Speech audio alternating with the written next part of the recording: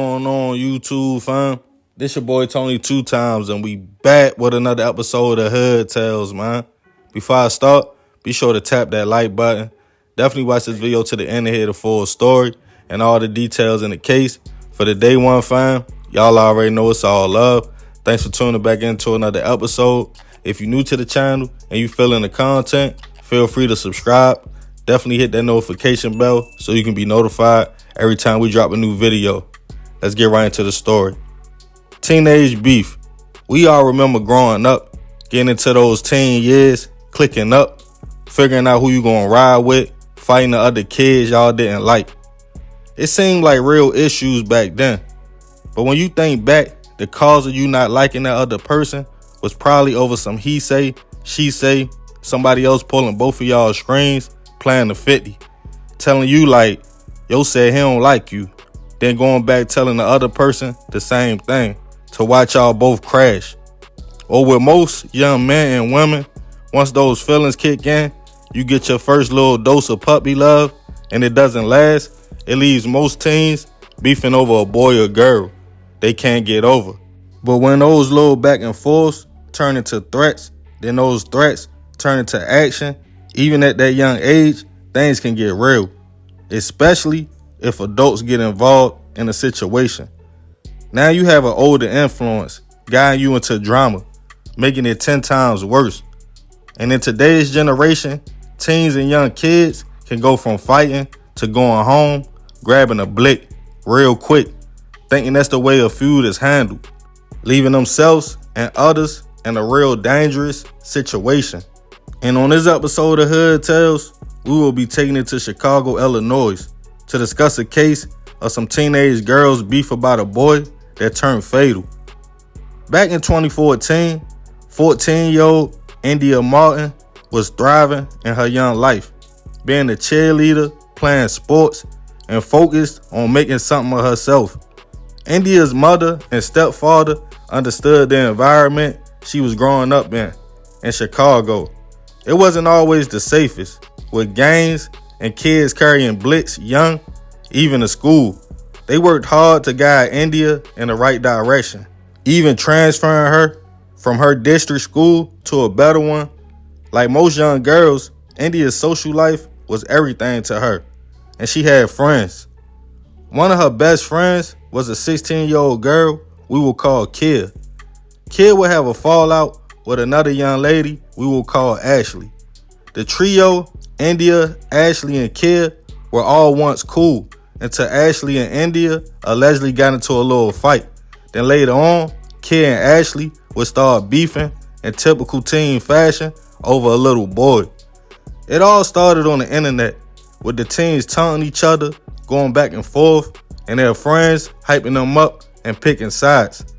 Ashley, only 14 herself, was an honor student who never got into any trouble. But as her and Kid continued going at each other, it went from threats to let's meet up and fight after school. It was April 28th, 2014, when Ashley told her relatives she was going to fight, including her cousin, Vendetta Redwood, who was in her 30s, and her uncle, her father's brother at the time, 25-year-old Darnell Flora. Darnell had been shot in 2010 himself, leaving him paraplegic in a wheelchair, but he vowed to look after Ashley after her father himself lost his life to gun violence. Knowing how Chicago is and how things can go left, even just at a fist fight, Darnell caught a bus from home to link up with his niece in Vendetta. They told the 14-year-old if she was going to fight in another neighborhood, she shouldn't go alone. Ashley allegedly had been asking her uncle for a gun to take for protection, in which he kept saying no. But the day she was going to fight Kid, Darnell bought the .38 revolver he had. As Ashley's family and friends met up, she told them she was going to go to Kid's house to confront the young lady and call her out to fight. The teen and her peoples all headed to the young lady's house on the south side of Chicago in the back of the Yards neighborhood. Ashley, who was accompanied by her friends and adult members of her family, was getting gassed up when her uncle allegedly decided, since he was in a wheelchair and couldn't get low if something happened, he would get a gun to Vendetta to hold in case things went left. India just so happened to be at Kid's house that day. It was a Monday evening. The girls were fresh from school, still in their uniforms, sitting on the porch with a few more friends as Ashley and her peoples approached the home. The teen called Kid outside. As they exchanged words, Kid didn't want to seem like she was backing down, so she was up for the challenge. But somewhere in the mix, it quickly went from what's supposed to be a fight to Ashley having a blick in her hands, trying to fire the gun at Kid. The gun jammed, and someone with Ashley grabbed it, fixed it, passed it back to the teen, and said, "Shoot that B." India and Kid were both on the front porch of the home when shots went off. They both attempted to run back in the house as Ashley and her peoples fled the location. Witnesses on the scene called CPD, who responded to the location to find Kid grazed by a bullet to the arm, but India laying on the floor, suffering from a gunshot wound to the back. The young lady was rushed to a local hospital as her family was notified to her being shot. Unfortunately, at just 14 years old, she wouldn't survive. Her mother and stepfather were in shock as they took all the proper steps to make sure India did all the right things. The young girl who loved fashion and music was just a freshman in high school and had a birthday coming up. After news spread, the community was in shock, but detectives quickly got leads. After talking to Kid, she explained how her beef with Ashley led to the shooting. Witnesses on the scene told police Ashley came to the home deep with grown-ups and other teens. They stated somewhere in the mix, a woman passed her a gun and told the teen to shoot. The investigation would go deep, as it seemed adults instigated the death of a teen.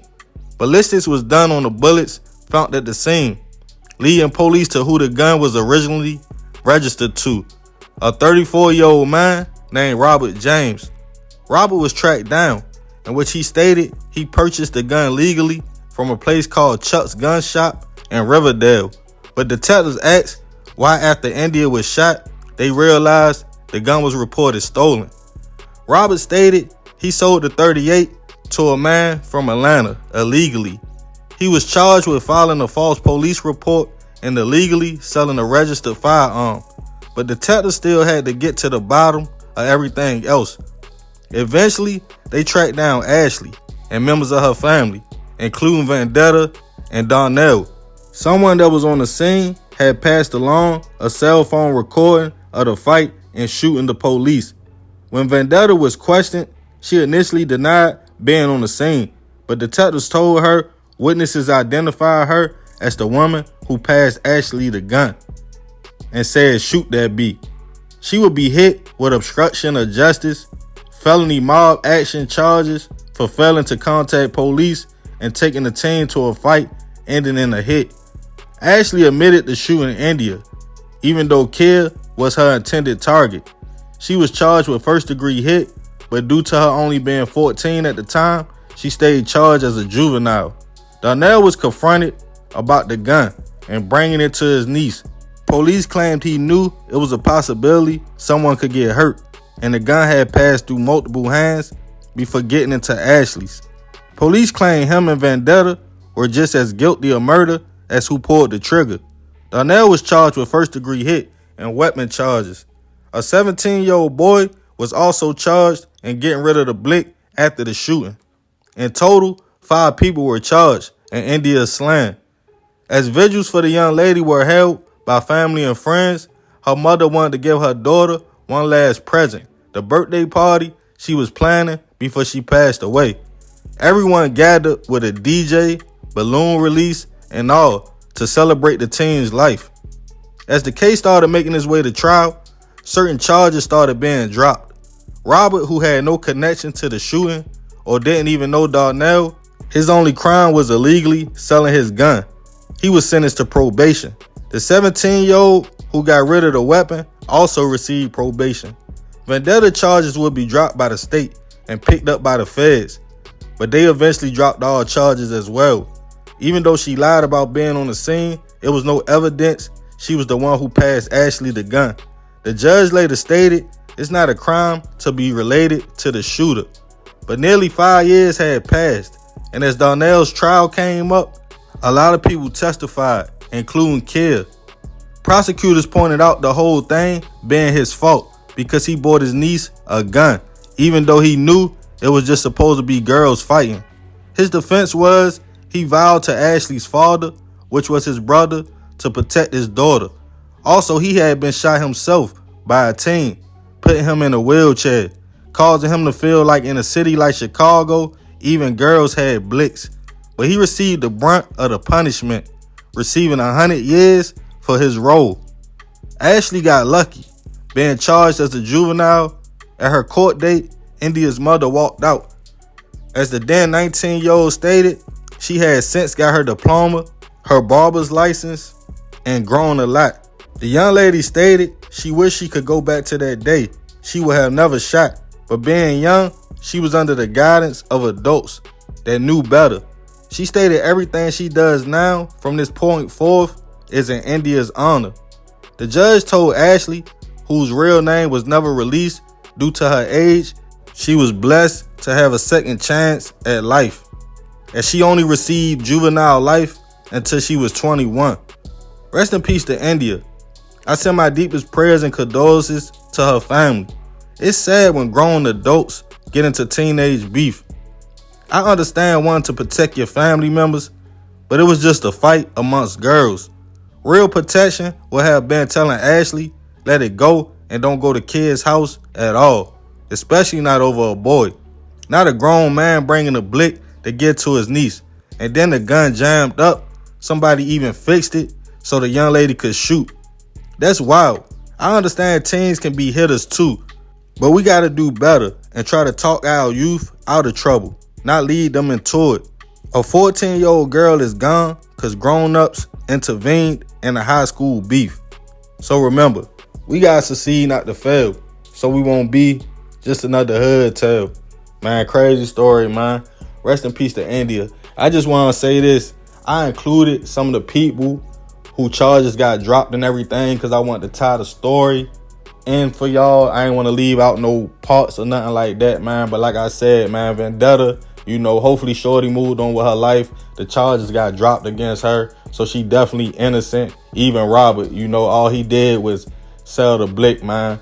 But at the end of the day, crazy situation. Like I said, Ashley name was something that I had to come up with because they never released her real name. And the girl Kill, I left her name out of it because they were so young. But yeah, y'all can tie it all together, man. That's how it went down. Leave it in the comments. Remember to definitely be respectful. I appreciate you if you made it to the end. This is another episode of Hood Tales. This your boy Tony 2 times. Love, fam. I'm out.